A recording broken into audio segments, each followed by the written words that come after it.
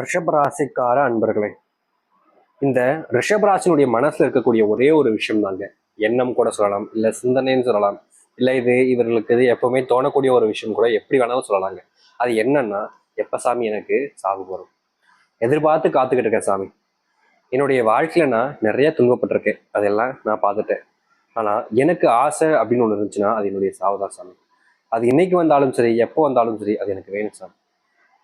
நான் எதிர்பார்த்து காத்துக்கக்கூடிய விஷயம் அதான் அப்படின்னு இந்த ரிஷபராசியினுடைய மனசுக்குள்ள இந்த வேதனைகள்ன்றது இருக்கும். அது மட்டும் இல்லைங்க, முக்கியமா இந்த ரிஷபராசினுடைய வாழ்க்கையில உங்களுக்கு என்னங்க ஆசைன்னு கேட்டாலும் இதுதான் சொல்லுவாங்க. இந்த ரிஷபராசினுடைய வாழ்க்கையில, அதாவது தெய்வம் கடவுளாக மகாலட்சுமி தாயார் இருக்கார், அதிபதியாக சுக்கிர பகவான் இருக்கார். ஆனா என்னதான் மகாலட்சுமியும் சுக்கிர பகவானும் இந்த ரிஷபராசிக்கு இருந்தாலும் இவருடைய வாழ்க்கையில செல்வ கஷ்டங்கள், செல்வ பிரச்சனைகள் என்பது ரொம்ப அதிகங்க.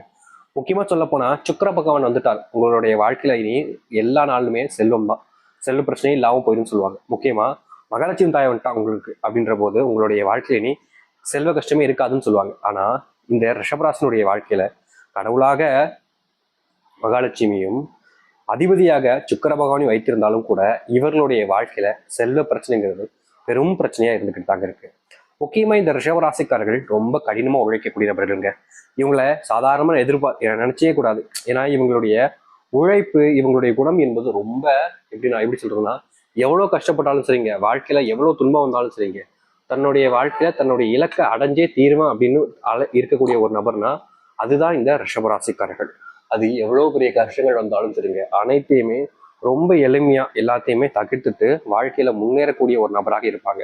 ஆனா இவர்களுடைய வாழ்க்கையில இந்த செல்வ கஷ்டம் என்பது எப்படி வருதுன்னு பாத்தீங்கன்னா, இவங்களுடைய குடும்பத்தார்கள், நண்பர்கள், நெருங்கிய உறவினர்கள்னு யாராவது ஒருத்தங்க இவங்க கிட்ட வந்து எனக்கு கொஞ்சம் அர்ஜென்டா பணம் தேவைப்படுதுப்பா, நீ கொடுக்கியா அப்படின்னு கேட்பாங்க.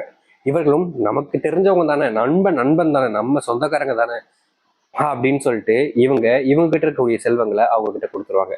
இவங்களுக்கு தெரியாது, இந்த ரிஷபராசிக்காரர்களுக்கு கடைசி வரைக்குமே தெரியாது நம்ம இவங்க கிட்ட கொடுக்கக்கூடிய பணம் காசுன்னு இதனால நமக்கு மிகப்பெரிய ஏமாற்றத்தையும் துன்பங்களையும் கிடைக்க போகுதுன்றது அப்ப தெரியாது. இவங்க நம்பிக்கையோட, முழு நம்பிக்கையோட அவங்களுக்காக இந்த ஒரு உதவி செய்வாங்க. ஆனா இந்த ரிஷபராசினுடைய வாழ்க்கையில இவங்க யாருக்கெல்லாம் உதவி செஞ்சாலும் சரிங்க, யாருக்கெல்லாம் தேவைகளை பூர்த்தி செஞ்சாலும் சரிங்க, கடைசியில் இந்த ரிஷபராசிக்காரர்களை சொல்லக்கூடிய விதம் என்ன தெரியுமாங்க, அவன் கிடக்கான், அவனா ஒரு ஆளா, ஒரு ரூபா கேட்டா கூட ரொம்ப கஞ்சித்தனம் பண்ணுவான், அப்படிப்பட்டவன்றெல்லாம் நான் போய் பேசணுமா, இவெல்லாம் ரொம்ப திமிரு பிடிச்சு அப்படின்னு எந்தெந்த விதங்கள்ல ஒருத்தரை தரைக்குறைவாகவும் அதிக பிரச்சனைத்தனமாகவும் பேச முடியுமோ அந்த அளவுக்கு இந்த ரிஷபராசிக்காரர்களை பத்தி குறை நல்லா சொல்லுவாங்கங்க. யாருக்கிட்டையாச்சும் போயிட்டு கேட்டா ரிஷபராசிக்காரர் ரொம்ப நல்லவன்னு சொல்லுவாங்க கேட்டீங்கன்னா கிடையாது. இவங்க பல ஆயிரங்கள், பல லட்சங்கள், கோடிகள்னு எதுல உதவி செஞ்சிருந்தாலும் சரி, அந்த சைட்லேருந்து வரக்கூடிய ஒரே ஒரு விஷயம், அவன் ஒரு தண்டம், அவன் ஒரு வீணா போனவன், அவன் கூட சேராதீங்க, அந்த மாதிரிதான் வரும். ஏன்னா இவர்கள் நல்லவர்களாக இருக்க முயற்சி செய்யறாங்க, மற்றவங்களுக்கு நல்லது செய்யணும்னு நினைக்கிறாங்க, எல்லாருக்கும் நல்லது நடக்கணும்னு நினைக்கிறாங்க. அதனாலதான் என்னமோ இவர்கள் மற்றவங்க கிட்ட ஏமாற்றப்பட்டு ஏமாந்து நிற்கிறாங்க இன்னைய நாள் வரைக்கும். சரி, இது நாள் வரைக்கும் இந்த ரிஷபராசிக்காரர்கள் வாழ்க்கையில பல இடங்கள்ல ஏமாந்தும் பல இடங்கள்ல கஷ்டப்பட்டும் மற்றவர்கள் முன்னிலையில், அதாவது மற்றவங்களுடைய வாழ்க்கை முன்னாடி இவங்க தேவையில்லாத சில விஷயங்களை பார்த்து கஷ்டப்பட்டு மனசுல உள்ள வேதனைப்பட்டுக்கிட்டு இருந்தாலும் இனி வரக்கூடிய காலங்கள்ல இந்த ரிஷபராசினுடைய வாழ்க்கைன்றது மிகப்பெரிய அளவில் மாற்றங்களையும் முன்னேற்றங்களையும் கொடுக்க போகுது. அதுவும் எதிர்பார்க்காத அளவுக்கு நன்மைகள் தரக்கூடியதாகவும் இருக்க போகுது. சரி, இந்த ரிஷபராசிக்காரர்கள் ஆசைப்பட்ட வாழ்க்கை எப்படி அமைய போகுதுன்றதை பற்றியும் எந்த அளவுக்கு வாழ்க்கையில கொஞ்சம் முன்னேற்றங்கள் ஏற்பட போகுது என்பதை பற்றியும் நல்ல தெளிவாக பார்ப்போம். அதற்கு முன்பு நம்முடைய சேனலுக்கு நீங்கள் ஒரு புதிய பார்வையில் இருப்பினும் இதுவரைக்கும் நம்ம சேனலை நீங்கள் சப்ஸ்கிரைப் பண்ணாமல் பார்க்குற போதும் சேனலை மறக்காமல் சப்ஸ்கிரைப் பண்ணிக்கோங்க. அப்போதான் நம்ம போடக்கூடிய தகவல்கள் உங்களுக்கு நோட்டிஃபிகேஷன் வந்து கொண்டிருக்கும். ரிஷபராசிக்கார அன்பர்களே, உங்களுடைய வாழ்க்கையில நீங்க சில தினங்களாக இல்லைங்க, ஒரு சில வருஷங்களாகவே ஒரு தொழில் தொடங்கலாம் அப்படின்ற ஒரு எண்ணம் மனசுக்குள்ள ஓடிக்கிட்டே தாங்க இருக்கு. ஆனா இந்த ரிஷபராசினுடைய வாழ்க்கை தொழில் தொடங்கினா இங்க நஷ்டமாயிடுமோ, தொழில் தொடங்கி இங்க பெரிதளவுல நம்ம கஷ்டப்படுவோமோ அப்படின்ற ஒரு பயம், ஒரு விதமான விற்த்தினால இவர்களுடைய வாழ்க்கையில தொழில் தொடங்க வேணாம் அப்படின்னு இப்ப வரைக்குமே தொடங்க வேண்டிய ஒரு விஷயத்த நிப்பாட்டி வச்சுக்கிட்டே இருக்காங்க. ஆனா இந்த ரிஷபராசிக்காரர்களுக்கு ஏற்ற காலங்கள் என்பது இப்போ வந்துருச்சுங்க. அதாவது தொழில வாழ்க்கையில முன்னேறுவதற்கான வழிகளையும் தொழில் ஆரம்பிப்பதன் மூலமா ஏற்படக்கூடிய மாற்றங்கள் என்பது ரொம்ப பெரிய அளவிலாக இருக்க போகுது. இதற்கு முன்பு நீங்க தொழில் தொடங்கும் போது எந்த ஒரு முன்னேற்றங்களும் இருந்திருக்காது. தொழில் தொடங்கியும் நஷ்டம் கூட பட்டிருப்பீங்க. ஆனா இனி வரக்கூடிய காலங்கள்ல மிகப்பெரிய அளவிலான முன்னேற்றத்தையும் மாற்றங்களையும் பார்க்கக்கூடியதாக இருக்க போகுது.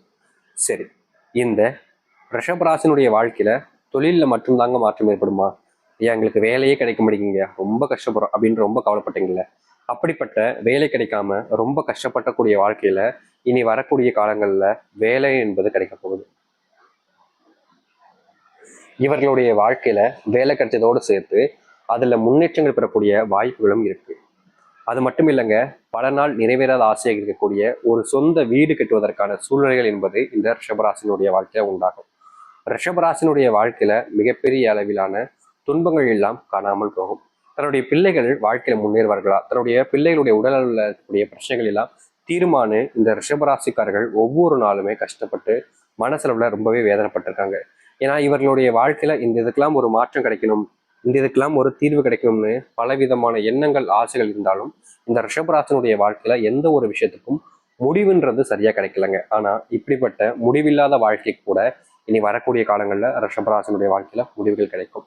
உங்களுடைய பிள்ளைகள் படிப்புல நல்ல கவனத்தை செலுத்துவதோடு உங்களுடைய பிள்ளைகளுடைய வாழ்க்கையில படிப்பளவுல நல்ல மதிப்பெண் பெற முடியல, நல்ல மார்க் எடுக்க முடியலன்னு மனசுக்குள் நிறைய வருத்தப்பட்டிருப்பீங்கல்ல, அப்படிப்பட்ட விஷயங்கள் எல்லாமே மாறி உங்களுடைய பிள்ளைகள் நல்ல படிப்பதோடு சேர்த்து நல்ல முன்னேற்றங்களையும் பார்ப்பாங்க. உடல் அளவில் இருக்கக்கூடிய நோய் உபாதைகள் என்பது முழுவதுமாக தீர்வதற்கான காலங்களாக இருக்குங்க. முன்னாடி எல்லாம் இந்த ரிஷபராசனுடைய வாழ்க்கையில ஏதாச்சும் ஒன்று செய்ய போனாலே போதுங்க, ஏதாச்சும் ஒரு நோயினாலையும் இல்லை ஏதாவது ஒரு துன்பத்தினாலையும் ரொம்ப கஷ்டப்பட்டு ரொம்பவே அவதிப்படுவாங்க. இதற்கெல்லாம் சரியான தீர்வு கிடைக்காதா, சரியான மாற்றங்கள் கிடைக்காதான்னு பயந்து பயந்து வாழ்க்கையில ரொம்பவே கஷ்டப்பட்டிருக்காங்க, தன்னுடைய பிள்ளைகளை நினைச்சு, தன்னுடைய பிள்ளைகளுடைய எதிர்காலத்தை நினைச்சு. ஆனா இனி வரக்கூடிய காலங்கள்ல இந்த ரிஷபராசினுடைய வாழ்க்கை கூடிய அப்படிப்பட்ட பிரச்சனைகள் என்பது முழுவதுமாக தீரும். உங்க வாழ்க்கையில நீங்க முன்னேற வேண்டும் நினைக்கிற இடத்திற்கு நீங்க முன்னேறுவதோடு உங்க வாழ்க்கையில உங்களை தொந்தரவு செய்யக்கூடிய பல விஷயங்கள் காணாமலே போயிருங்க. பண கஷ்டங்கள் நீங்கும், உங்களுடைய வாழ்க்கையில நீங்க எதிர்பார்த்த வேலைகள் கிடைக்கும், உங்களுடைய பிள்ளைகள் சார்ந்த பிரச்சனைகள் எல்லாம் நீங்கி உங்களுடைய பிள்ளைகள் படிப்பிலையும் வாழ்க்கையிலையும் முன்னேற்றத்தை காண்பாங்க. உங்களுடைய பிள்ளைகள் வேலை இல்லாமல் இருந்தாலும் சரியாகும்.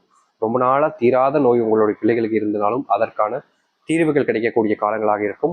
அது மட்டும் இல்லைங்க, அதிர்ஷ்டம் என்பது இனி வரக்கூடிய காலங்கள்ல உங்களுக்கிட்ட இருக்க உங்க கூடவே இருக்க போகுது. நீங்க நம்பவில்லை என்றாலும் அதிர்ஷ்டம் என்பது உங்களுடைய வாழ்க்கையவே முழுவதுமாக மாற்றக்கூடியதாக இருக்கும். நிச்சயமா நீங்க எதிர்பார்த்த ஒரு விஷயத்த மாற்றி அமைக்கக்கூடியதாக அமைய போகுது. இனி எந்த ஒரு விஷயத்தையுமே நீங்க நினைச்சு பயப்பட வேண்டிய அவசியம் இருக்காதுங்க. இந்த ரிஷபராசினுடைய வாழ்க்கையில மனசுக்குள்ள இருக்கக்கூடிய 1000 கவலைகள் நீங்கி வாழ்க்கையில முன்னேற்றத்தை மட்டுமே பார்த்து வாழ்க்கையில முன்னேறுவதற்கான வழிகளோடு இருக்கக்கூடிய ஒரு விஷயமாக இருக்க போகுது.